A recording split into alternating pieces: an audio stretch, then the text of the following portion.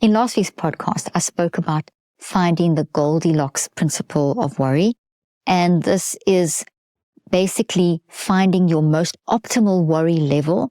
And by why I use the Goldilocks principle is that ideal worry state, or it can be applied to anything. So the stories of the porridge, whether it's too hot or too cold or too salty or too sweet or whatever, it's just right.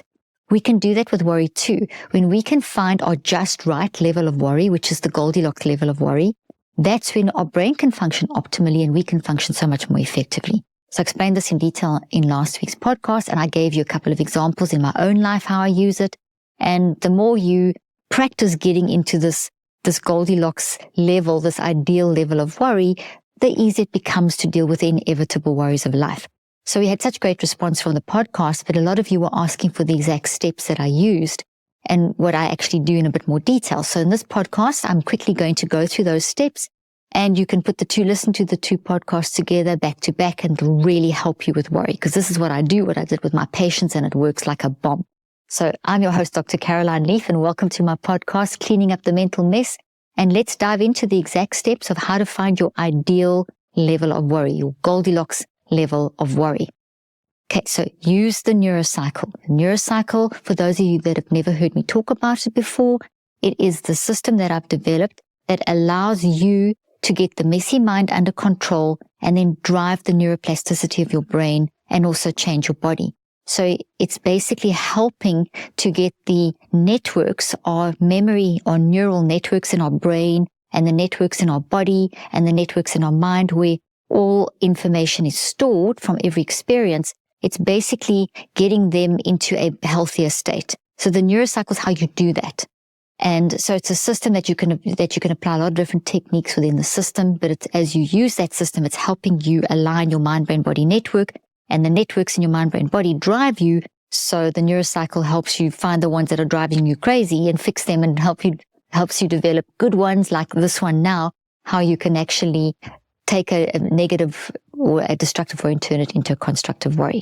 So there's 5 steps in the Neurocycle: gather awareness, reflect, write, visualize, act, which is the 3rd step, recheck, and active reach.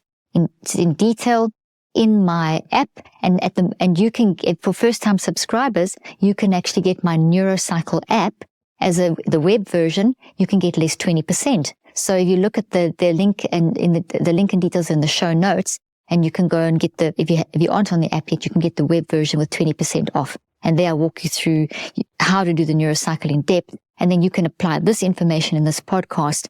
If you're working on worry, you can work through the app and you can apply this information, put the two together, and you can help with managing whatever worries you're going through. Because as I said, as we all know, we're going to have lots of worries to deal with as life progresses through, as we progress through life, I should say. Okay, so the first, I'm going to talk about the first 2 steps. I'm going to talk about each step. So the first step is to gather awareness. And what you want to do is gather awareness of the worry by naming the worry. So I am worried about X. Say it out loud. So in gather awareness, first thing, say the worry. I am worried about whatever you're worried about. Then say, okay, what is this making me feel? Anxious, upset. What does it feel like in my body? My heart sore. What does it feel like what's it doing in my behaviors? I'm more irritable. How is this worry affecting my perspective? I can't seem to relax much because it's affecting my ability to relax. There's perspective. So there's a quick example. Then you would reflect on that and you would go into more depth. Okay, now why? What is the who, the what, the when, the where, the why, and the how? Now there's certain things that when you're going into that reflect and you expand on the details, you're taking that first sentence and the 4 signals and you're expanding in the reflect step, getting more detailed. As you do that, you are bringing neuroscientifically, you are bringing the actual thought, which looks like a tree in the brain made of proteins, into conscious awareness, and it changes the balance and creates the protein and chemical bonds, so it becomes vulnerable, which means you can change it.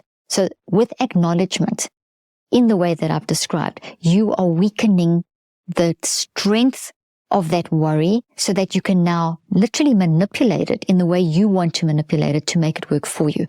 And this is why we're going towards this ideal level of worry. You don't want to get rid of the worry because the worry is telling you something. It's giving you information. There's something you need to pay attention to, but you don't want it to overwhelm you that you can't function. You want to find that and use it in the right way. So it starts with this acknowledgement. It starts with you taking what's keeping you stuck and making it vulnerable. And then the reflection is taking you through this thought, which in your brain, and it's also in your body, and it's also in your mind, as I always say. And you are finding more details about it. You're kind of looking at the roots. When is this happening? The who, the what, the when, the where, the why, the how often. And you're going deeper and deeper and starting to see potentially more and more details as you get towards the source of the root. And then the next step is to either write that down, what you've gathered awareness and reflected on, or you could talk to someone.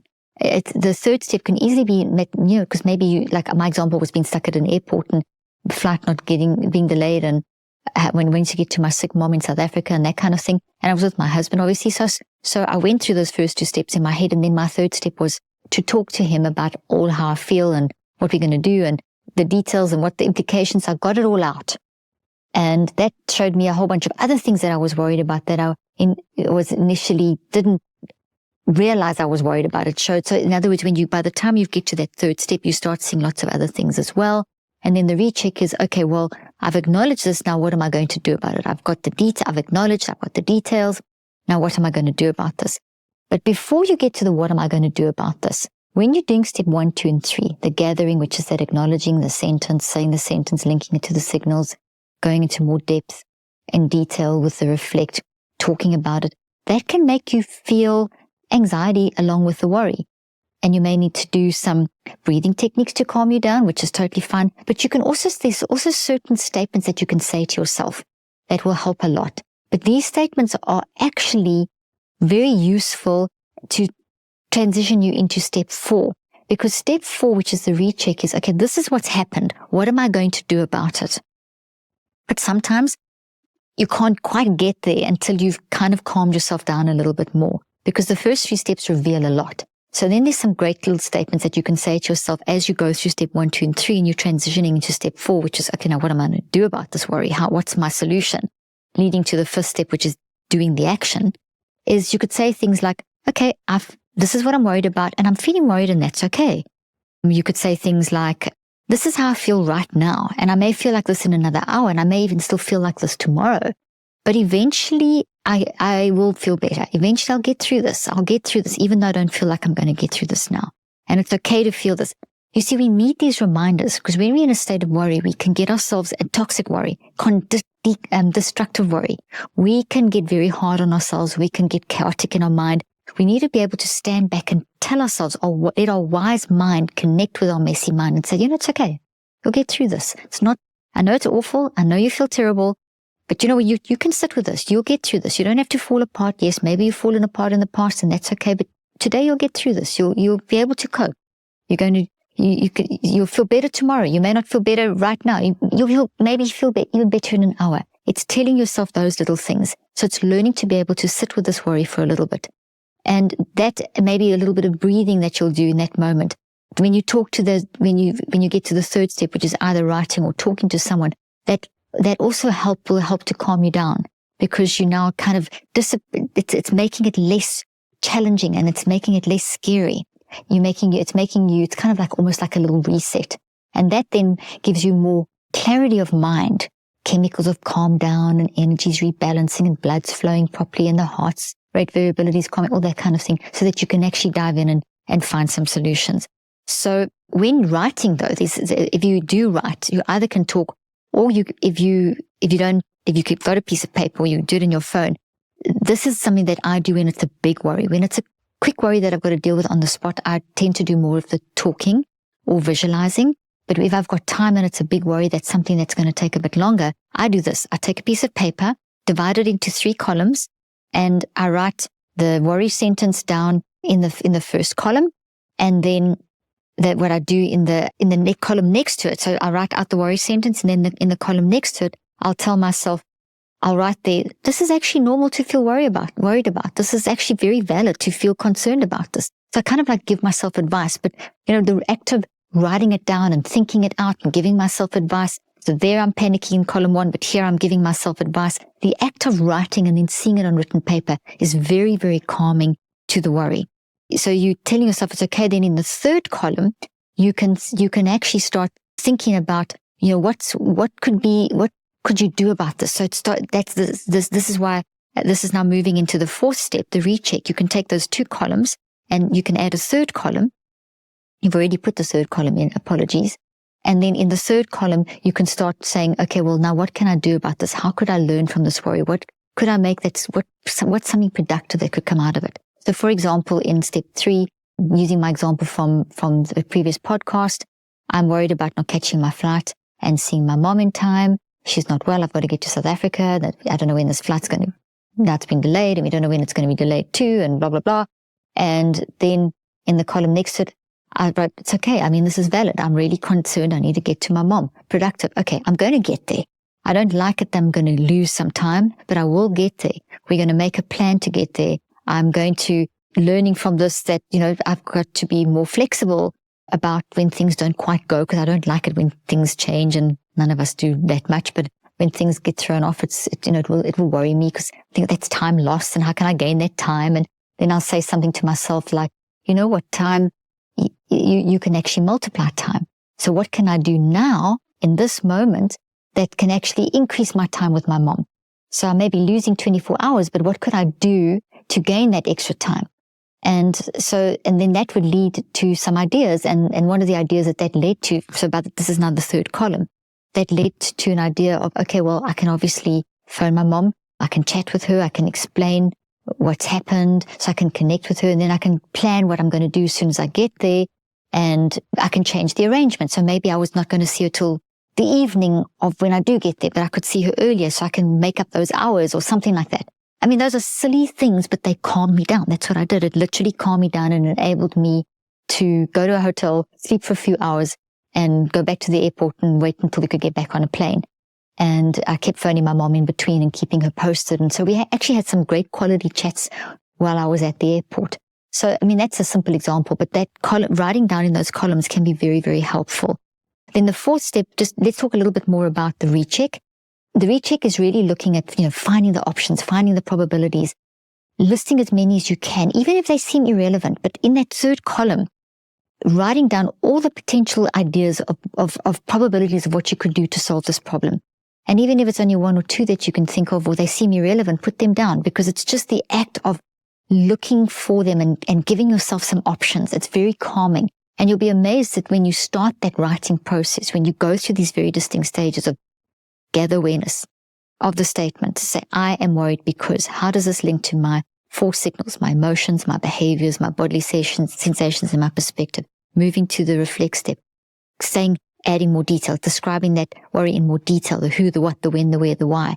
Writing it down, either in those 3 columns where you write down your worry, give yourself some statements, it's okay to be worried, I'll get through this, I'll learn to sit with this. Third column, starting to write what are some options that are probabilities to solve this problem, which then takes us into the 4th step, because the 4th step is where we're going to look at, this is what's happened, what can I do about it? So the 3rd column really applies to the 4th step of the recheck. Maybe you didn't have time to write. Maybe you just spoke it out. Maybe you spoke it out and you wrote. And then working out from that 4th step what your action is. And then the 4th step is in what am I going to do? As in my action was go to the hotel, get a few hours of sleep, back to the airport. And while we're waiting to get on another flight, kept phoning my mom and making arrangements and connecting with her, etc., etc. So when we do this kind of thing, every time we do it, and it may seem so sometimes it's quick, you can do this in 2 or 3 minutes. Sometimes it will be done multiple times. You'll do multiple neurocycles in a situation, depending on the extent of the worry. Maybe you have like one little neurocycle that gets you through this part of the worry, and then you have to do another neurocycle that gets you through the next part, and then you have to sit down and do a really big neurocycle to get you through the big implications of this big worry, because there's a in the moment worry, how do we get through this moment? And there's a slightly bigger in the moment worry, that how do we get through that next moment? But then there's this overarching big worry that this is just the short-term solution. I need to work through the long-term solution. So it's being flexible like that. But when we're getting into this Goldilocks worry, when we find our Goldilocks level of worry, we are also training ourselves to have hope that we'll get through this, which is looking at all the possibilities, but we're also being realistic by looking at all the different probabilities. What could happen? What could go wrong? How could I counter that? Getting it all out in terms of so I hope to get there in time to South Africa, but there are the potential, this could go wrong, that could go wrong. What am I going to do about it? Preparing myself for the eventualities, for all the potential probabilities, with always the possibility that it's going to work out. But what are the probabilities on the way? Now, in doing that, I open my mind to be more intelligent, more creative, and find solutions more effectively. And I'm stronger in finding those solutions and dealing with whatever the outcome of that worry is, because it may not always be that the outcome is positive. It may be that you're worried and your worry is valid and something bad does happen. But by doing this process, you can you're going to still be sad and upset and all that kind of thing, but you are building resilience to handle whatever that situation is. Okay, so I hope that put the two together, and I hope that makes things a little clearer. So in conclusion, not all worries are created equal. Some concerns can be productive and lead to problem solving, while others are unproductive and lead to excessive anxiety. So we want to find the Goldilocks principle to stop us going into an excessive anxiety state. So we need to learn to distinguish between the two, and this Neurocycle process will help you. The more you do it, the more you'll see, okay, I'm worried, I'm valid, this worry is valid, it's okay, I'm going to sit with this. But if I carry on down this road, I'm going to go into destructive worry.